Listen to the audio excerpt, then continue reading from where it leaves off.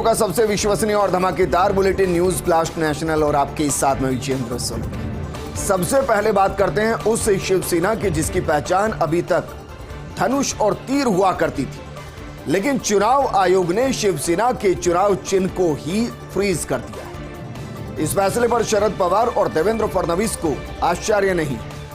NCP नेता पवार ने कहा, पहले से मालूम था यही फैसला होगा। उप मुख्यमंत्री देवेंद्र फडणवीस ने इसे बताया सही फैसला। शरद पवार ने की चुनाव आयोग के फैसले की आलोचना, जबकि देवेंद्र फडणवीस ने चुनाव आयोग के फैसले की तारीफ की। लेकिन कमाल की बात यह है कि दोनों ये कह रहे हैं कि यह फैसला चौंकाने वाला नहीं है। ये चौंकाने वाला इसलिए नहीं कहा जा रहा क्योंकि शरद पवार सोचते हैं कि जिस तरीके से शिवसेना को तोड़कर शिवसेना की ही सरकार बनाने की बात बीजेपी ने महाराष्ट्र में की है, उसके बाद सिंबल का सीज होना उनको चौंकाता नहीं, क्योंकि वो पहले से मानकर चल रहे थे ऐसा होगा। और दूसरी तरफ देवेंद्र फडणवीस वो इसलिए कह रहे हैं कि उनको इसमें कोई आश्चर्य नहीं, क्योंकि वो ये मानते हैं कि ज्यादातर शिवसेना के सैनिक अब बीजेपी के साथ गठबंधन में है, बहुमत उनके पास है, और इसलिए जिसके पास बहुमत होता है निशान उसके पास, ये दावा। इन सब के बीच में निशान को फ्रीज किया गया और दोनों ही तरफ से, यानी उद्धव ठाकरे की तरफ से और शिंदे गुट की तरफ से कई नाम और कई निशान आयोग को सौंपे गए हैं, ताकि आगामी चुनाव में दोनों को एक नए निशान के साथ, नए नाम के साथ मैदान में उतारा जा सके, ताकि जब फैसला हो तो तय हो पाए कि शिवसेना धनुष और तीर आखिर किसके पास है।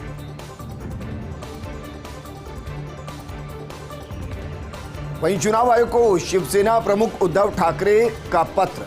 शिवसेना के 12 लाख में से 10 लाख सदस्य हमारे साथ, एकनाथ शिंदे के साथ हैं सिर्फ 1.5 लाख प्राथमिक सदस्य। संगठन में पूर्ण रूप से बहुमत, विधानसभा मंडल में भी अच्छा समर्थन, 14 विधानसभा 13 विधान परिषद सदस्य समर्थन में है, 7 सांसदों का भी शिवसेना यानी कि उद्धव ठाकरे को समर्थन। ऐसे में शिवसेना को लेकर न्याय संगत फैसले की उम्मीद की जा रही है। दरअसल सिंबल इस वक्त फ्रीज है। फ्रीज का मतलब कि ना तो उद्धव ठाकरे इस्तेमाल कर सकते हैं और ना ही शिंदे इस्तेमाल कर सकते हैं। यह चुनाव आयोग के बीच में चल रहा है, जहां सुनवाई होनी है, और चुनाव आयोग पहले ही कह चुका है कि जल्दबाजी में वो कोई फैसला नहीं देगा।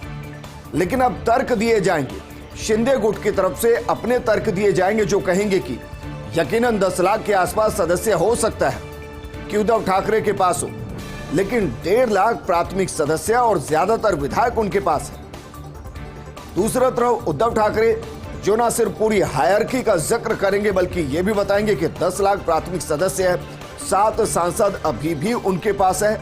इसलिए जो भी फैसला किया जाए उससे पहले इन आंकड़ों को परख लिया जाए।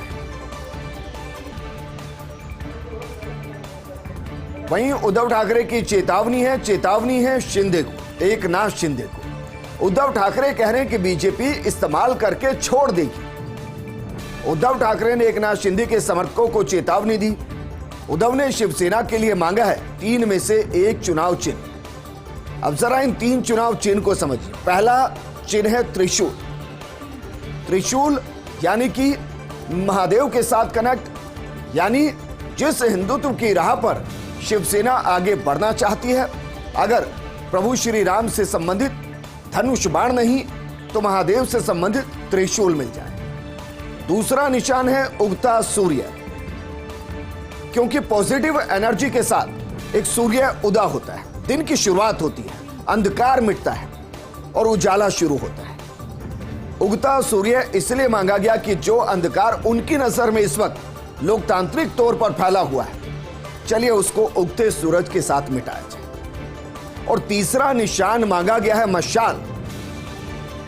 मशाल वो हो सकता है इसलिए मांग रहे हो कि मशाल रास्ता दिखाती है, राह दिखाती है। ये चिन्ह उनकी तरफ से सौंपे गए हैं कि इनमें से आप कोई भी चिन्ह हमें दे सकते हैं। इस सिलसिले में उद्धव ठाकरे ने फेसबुक पोस्ट पर लिखा, रावण के 10 सिर हो गए, छीन लिया राम का धनुष बाण, पार्टी का नाम और चुनाव चिन्ह फ्रीज होना सरासर ज्यादती। उद्धव ने शिवसेना के लिए 3 निशान मांगे हैं, इनमें से कुछ भी मिल जाए, त्रिशूल, उगता सूर्य और मशाल। और कह रहे हैं कि आज के दौर में जो रावण है उसके 1 नहीं 10 नहीं बल्कि 40 सिर हो गए हैं और इसलिए धनुष बाण छीना गया है। तो त्रिशूल, उगता सूर्य या फिर मशाल में से कुछ दे दीजिए। इंडियन एक्सप्रेस में आदित्य ठाकरे के इंटरव्यू, वो लिखते हैं कि हमारे डीएनए में गंदी राजनीति नहीं है, भरोसा करती है जनता और इसलिए समर्थन हमारे पास होता है। कांग्रेस और एनसीपी के साथ रहने से सीखने को मिला है। गला काट राजनीति नहीं करती है पार्टियां, यही लोकतंत्र है। शिवसेना प्रमुख उद्धव ठाकरे के पुत्र हैं आदित्य ठाकरे, और यह भी अपने आप में कमाल की बात है कि जिस ठाकरे परिवार में बाला साहेब ठाकरे कहा करते थे कि वो कुछ भी हो जाए कांग्रेस का दामन नहीं थामेंगे, बाला साहेब ठाकरे की जनरेशन में से आदित्य ठाकरे अब ये कहते हैं कि जब कांग्रेस और एनसीपी के साथ उन्होंने गठबंधन की सरकार चलाई तो बहुत कुछ सीखने को मिला। और वो बड़ाई करते हुए कहते हैं कि गला काट राजनीति नहीं करती है पार्टियां और यही लोकतंत्र है। शिवसेना प्रमुख उद्धव ठाकरे के पुत्र हैं आदित्य ठाकरे। चिराग पासवान की पार्टी को चुनाव चिन्ह मिल गया है। एलजेपी रामविलास को चुनाव आयोग ने हेलीकॉप्टर का निशान दिया है। चुनाव चिन्ह आवंटित किया कई राज्यों में हो रहे हैं। उपचुनाव में पार्टी का कर सकती है चुनाव चिन्ह का इस्तेमाल। रामविलास पासवान जिनके भाई अलग हुए, पार्टी को हाईजैक किया या कहें कि पार्टी उनके साथ चली गई। उसके बाद चिराग पासवान ने एलजेपी रामविलास के नाम से पार्टी का गठन किया। चुनाव आयोग से एक सिंबल मांगा, उनको सिंबल मिल गया है।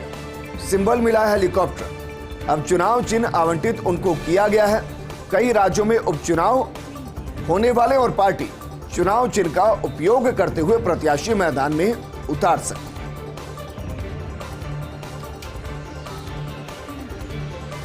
यूरोप यात्रा पर केरल सीएम पिनाराई विजयन। मंत्रिमंडल के सदस्यों के साथ यूरोप यात्रा पर हैं पिनाराई। केरल सीएम ने ब्रिटेन में एक समझौता ज्ञापन पर हस्ताक्षर किए हैं। हस्ताक्षर करने के बाद बोले पिनाराई विजयन, विदेश जाने वालों के रोजगार की सुरक्षा के लिए आवर्जन कानून जरूरी है।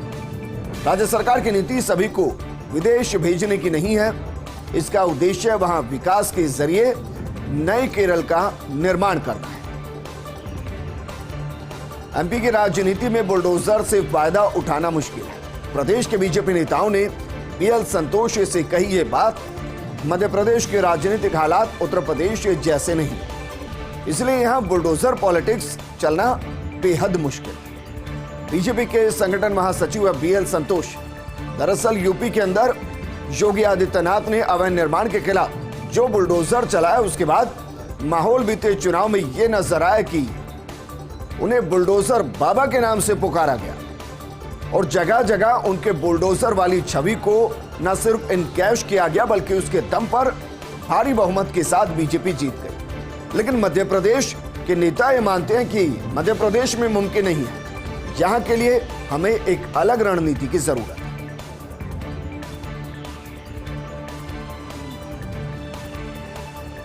तो 2024 के लिए बीजेपी का मिशन बुजुर्ग, आप सही सुन रहे हैं, मिशन बुजुर्ग। बुजुर्ग वोटर्स को साधने के लिए बीजेपी ने प्लान तैयार किया है। दरअसल वर्तमान स्थिति में देश में लगभग 13 करोड़ 60+ बुजुर्ग हैं जिनको बीजेपी साधने की तैयारी कर रही है। 2019 में जीती सीटों पर बीजेपी बढ़ाना चाहती है वोट शेयर। ऐसे में 10 ऐसे प्रमुख राज्यों पर फोकस जहां 50 लाख से ज्यादा 60+ बुजुर्ग वोटर हैं। इन 10 राज्यों में 2014 के मुकाबले 2019 में कम वोट मिले थे। अब बीजेपी कई तरह से बुजुर्गों को रिझाने के लिए नवाचार करेगी। जरा सोचिए, एक दौर में युवाओं को रिझाने के लिए पॉलिसी युवाओं के इर्द गिर्द नजर आई, चाहे उसमें मेक इन इंडिया हो, एमएसएमई सेक्टर को इंप्रूव करना हो, स्वरोजगार हो, स्वावलंबन हो, स्किल इंडिया हो। फिर महिलाओं को रिझाने के लिए अलग तरीके के पॉलिसीज को एग्जीक्यूट किया गया, चाहे उसमें उज्ज्वला योजना हो, आधार को महिला के साथ कनेक्ट करना हो, डायरेक्ट बेनिफिट स्कीम के जरिए महिला के खाते में पैसा डालना हो, और अब आगामी चुनाव से पहले बुजुर्गों पर फोकस किया जा रहा है। 10 राज्य ऐसे चिन्हित किए जा रहे हैं जहां बुजुर्गों की संख्या, बुजुर्ग यानी कि 60+ लोगों की संख्या 50 लाख से ज्यादा हो, क्योंकि 2004 के मुकाबले इन राज्यों में 2019 में बीजेपी को कम वोट मिले।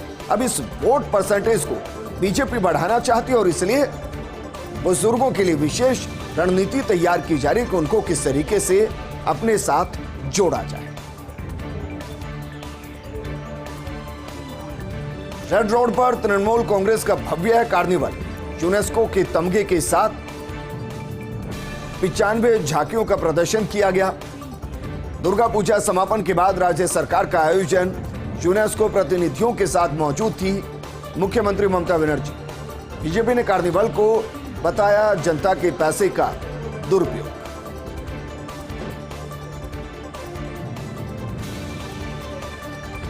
और बात करते हैं केरल गोल्ड स्कैम मामले की। सुप्रीम कोर्ट से केरल सरकार समेत सभी आरोपियों को नोटिस प्रवर्तन निदेशालय की याचिका पर जारी किया गया है नोटिस। ईडी ने मामले की सुनवाई राज्य से बाहर किए जाने की मांग की है, जबकि केरल सरकार कर रही ईडी की याचिका का विरोध सुप्रीम कोर्ट अब 20 अक्टूबर को मामले की अगली सुनवाई करने वाला है। आदिवासी आरक्षण को लेकर बुलाया जा सकता है विशेष सत्र। दरअसल हम बात करें छत्तीसगढ़ की। छत्तीसगढ़ विधानसभा का बुलाया जा सकता है विशेष सत्र। 17 अक्टूबर को होने वाली कैबिनेट बैठक में सत्र पर फैसला हो सकता है। आदिवासी आरक्षण को यथावत रखने का संकल्प इस बैठक के दौरान लिया जा सकता है। आज आरक्षण के मुद्दे पर बस्तर बंद है। 5 महीनों से इंफ्रास्ट्रक्चर से जुड़े मंत्रालयों का खर्च बढ़ा। कोविड-19 से जुड़ी पाबंदियां खत्म होने के बाद यह खर्च बढ़ाया गया।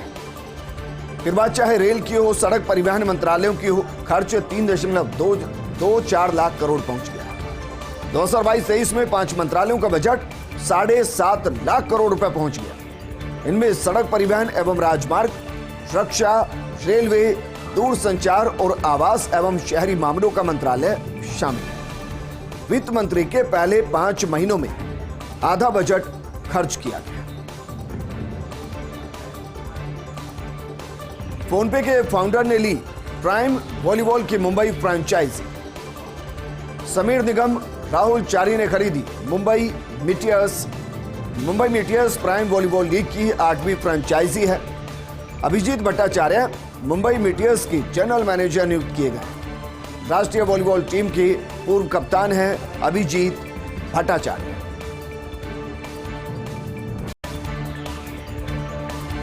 देखिए, आपका स्वागत है। बेंगलुरु में ऐप आधारित ऑटो रिक्शा सेवाओं की निगरानी कर्नाटक पुलिस और परिवहन विभाग का संयुक्त अभियान।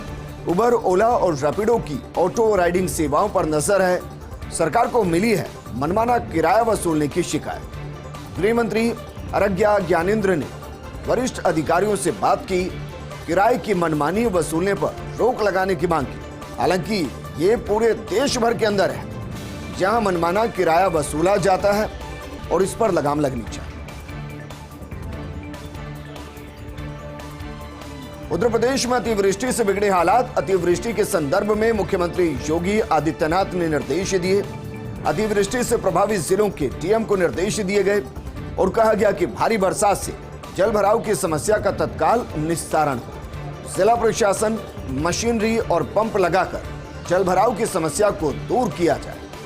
जनहानि और धनहानि पर प्रशासन तत्काल पहुंचकर सहायता प्रदान करे। जनहानि पर शासन से अनुमानीय राहत राशि पीड़ित परिवार को शीघ्र दे। जल भराव वाले स्थानों से लोगों को सुरक्षित स्थानों पर ले जाने के भी निर्देश दिए गए। और बात उस नेता की जिसने आजादी के पहले से लेकर 2022 तक का दौर देखा।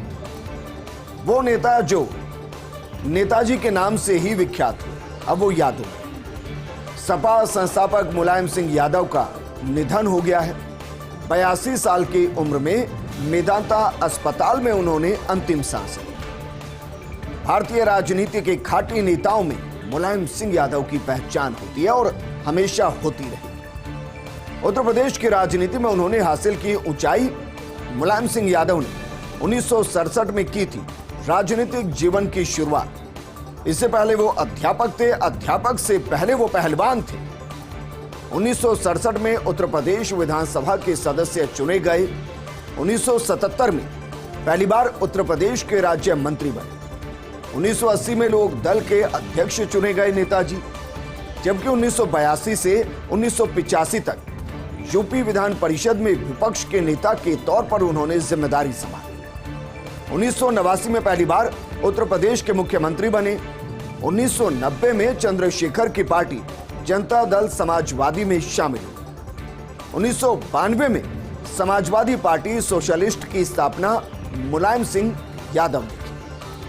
1993 में दूसरी बार उत्तर प्रदेश के मुख्यमंत्री की जिम्मेदारी उन्होंने अपने कंधों पर ली, जबकि 1996 में मैनपुरी क्षेत्र से 11वीं लोकसभा के सदस्य वो चुने गए। 1999 में संयुक्त मोर्चा गठबंधन सरकार के अंतर्गत वो भारत के रक्षा मंत्री बने। 1999 में 2 लोकसभा सीटों संभल और कन्नौज से चुनाव लड़ा और कमाल की बात, दोनों ही सीटों पर जीत दर्ज की। 2003 में तीसरी बार उत्तर प्रदेश के मुख्यमंत्री बने नेताजी। 2004 में 1,83,899 वोटों के अंतर से गन्नौर विधानसभा सीट पर जीत हासिल की। 2004 में उन्होंने मैनपुरी क्षेत्र से लोकसभा चुनाव जीता। 2014 के लोकसभा चुनाव के दौरान आजमगढ़ मैनपुरी सीटों पर जीत दर्ज की।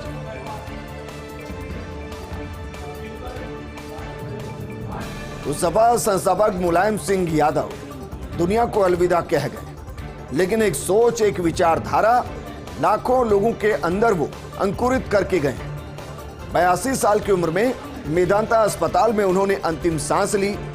प्रधानमंत्री नरेंद्र मोदी ने शोक जताया और कहा कि मुलायम जी एक विलक्षण व्यक्तित्व के धनी थे। उन्हें एक विनम्र और जमीन से जुड़ा नेता कहा जाता है और कहा जाता रहेगा, और इसी रूप में उनको जमकर हर किसी ने सराहा है। जो लोगों की समस्याओं के प्रति संवेदनशील थे, उन्होंने लगन से लोगों की सेवा की। जेपी और डॉक्टर लोहिया के आदर्शों को लोकप्रिय बनाने के लिए जीवन समर्पित कर दिया नेताजी।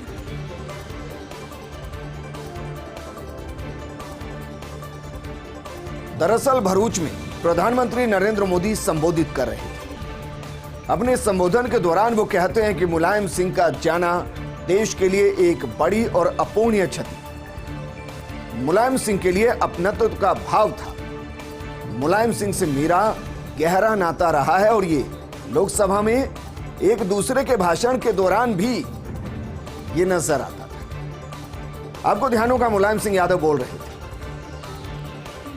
उस दौरान वो कहते हैं कि जिस तरीके से सरकार काम कर रही है, प्रधानमंत्री मोदी की सरकार, बीजेपी की सरकार, वो कहते हैं जिस तरीके से ये सरकार काम कर रही है और जितने सांसद यहां बैठे हैं, मैं दुआ करूंगा कि अगली बार वो सब चुनकर आए और वो यहीं पर इसी तरीके से बैठे।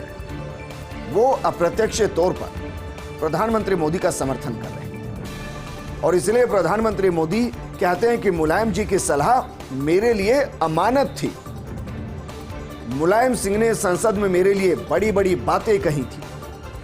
मुलायम जी ने कहा था मोदी साथ लेकर चलते हैं। मुलायम सिंह ने 2013 में मुझे आशीर्वाद दिया था।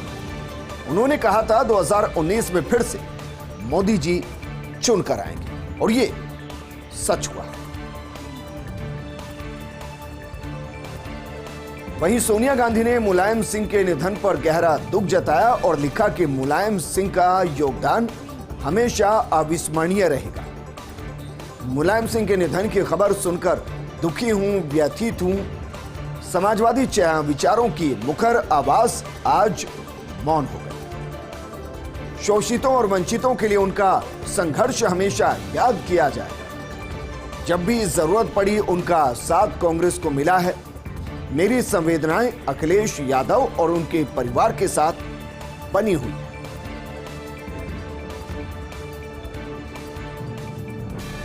इस बुलेटिन में फिलहाल इतना ही, लेकिन आप बने रहिए फर्स्ट इंडिया न्यूज के साथ, क्योंकि खबरों का सिलसिला लगातार जारी है। नमस्कार।